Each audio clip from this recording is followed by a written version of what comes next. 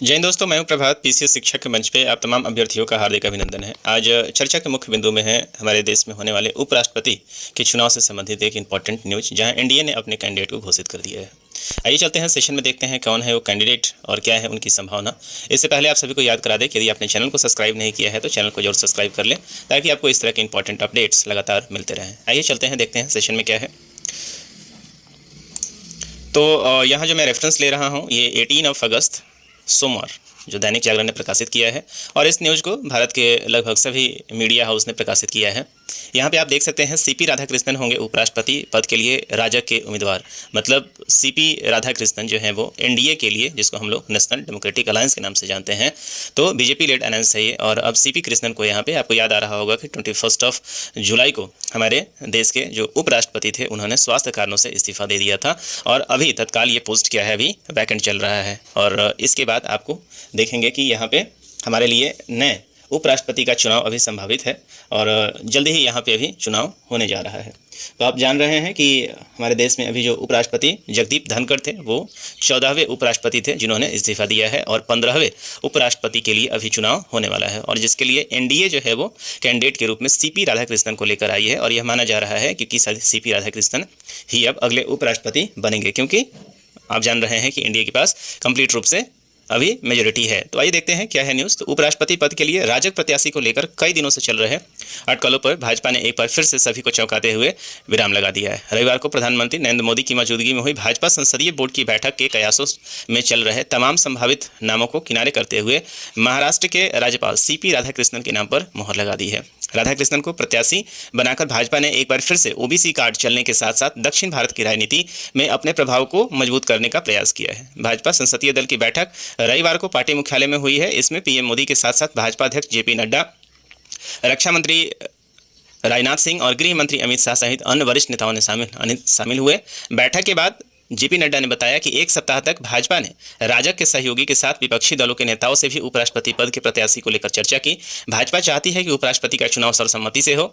इस पर विपक्ष ने कहा था कि प्रत्याशी तय होने के बाद पता चलेगा कि राजग प्रत्याशी को विपक्ष का समर्थन रहेगा या नहीं रहेगा। राधाकृष्णन को उम्मीदवार घोषित करने के बाद नड्डा ने फिर से आशा व्यक्त की है कि विपक्ष इस नाम पर सहमत होगा और उपराष्ट्रपति का चयन सर्वसम्मति से करेगा। सीपी राधाकृष्णन वर्तमान में महाराष्ट्र के राज्यपाल हैं।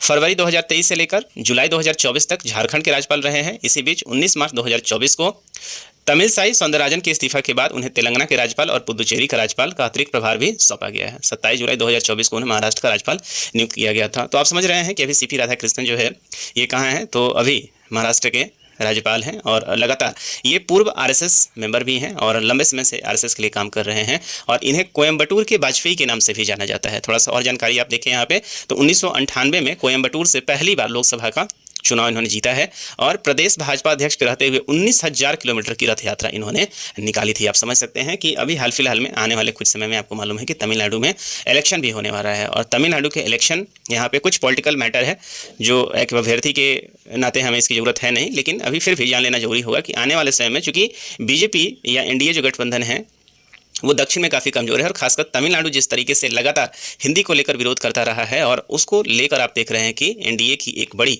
मूव भी कही जा सकती है। माना जा रहा था कि इस बार भाजपा के उपराष्ट्रपति प्रत्याशी के रूप में ऐसे व्यक्ति का चयन करेगी जो भाजपा की पृष्ठभूमि से हो। भाजपा संसदीय बोर्ड के निर्णय भी वही रहा। दरअसल सीपी राधाकृष्णन किशोरावस्था से ही आरएसएस और जनसंघ से जुड़े हुए थे। मतलब ये पहले से ही आरएसएस के मेंबर हैं। 16 साल की उम्र में आरएसएस स्वयंसेवक के रूप में शुरुआत इन्होंने किया है।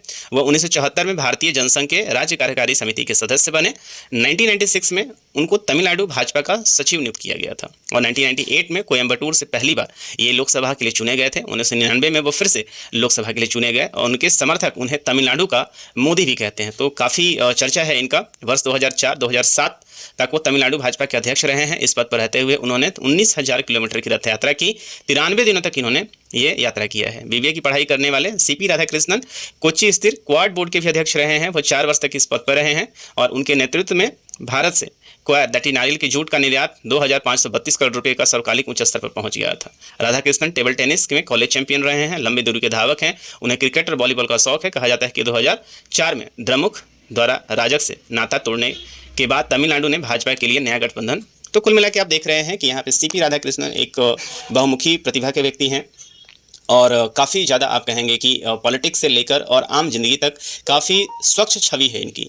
तो अभी संभव है कि आने वाले समय में, और यहाँ पे क्यों ये बात कही जा रही है कि इनका लगभग उपराष्ट्रपति बनना तय है, तो आप देख रहे हैं कि जिस तरीके से आपको मालूम है कि आर्टिकल नंबर 66 के अंतर्गत यहाँ पे उपराष्ट्रपति के चुनाव की बात कही जाती है। और उपराष्ट्रपति में भाग कौन कौन लेते हैं, तो आपको पता है कि संसद के जितने भी निर्वाचित सदस्य होते हैं वो सभी इसमें क्या करते हैं, भाग लेते हैं। इस बात को भी आप याद रखें, संसद निर्वाचित यहाँ सभी सदस्य भाग लेते हैं, निर्वाचित जो है वो राष्ट्रपति में भाग लेते हैं। तो इसमें लोकसभा और राज्यसभा के जितने भी मेंबर्स हैं, तो आप देख सकते हैं कि लोकसभा के मेंबर अभी तत्काल कितने हैं, 543 ले लीजिए, और राज्यसभा में भी आप 245 ले लीजिए। तो यहाँ यदि आप ऐड ऑन करते हैं तो कुल सीट जो हमें मिलेगा यहाँ पे कितना मिलेगा, 788 मिलेगा। तो बहुमत के लिए हमें कितनी की जरूरत है, तो आप देख सकते हैं कि 394, मतलब 50% से एक ज़्यादा चाहिए, 395 की आवश्यकता है। वहीं यदि हम बात करें कि लोकसभा में यदि आज के समय में बीजेपी के पास बहुमत कितना है, तो 293 है, और वहीं राज्यसभा की बात करेंगे तो 133 आपको यहाँ पे नज़र आ रहा है। तो यहाँ पे इसके हिसाब से ऑलरेडी आप देखेंगे कि इनके पास काफ़ी अच्छा बहुमत है एनडीए के पास, और इसलिए माना जा रहा है कि सीपी राधाकृष्णन जो होंगे वो भारत के अगले उपराष्ट्रपति, मतलब 15वें उपराष्ट्रपति लगभग बनना इनका तय है। तो मुझे उम्मीद है कि इस सेशन में हम लोगों ने आने वाले आगामी उपराष्ट्रपति से संबंधित सारी जानकारी को इकट्ठा किया है, और इससे संबंधित और भी कुछ इंपॉर्टेंट अपडेट आता है तो आप तक पहुंचाते रहेंगे।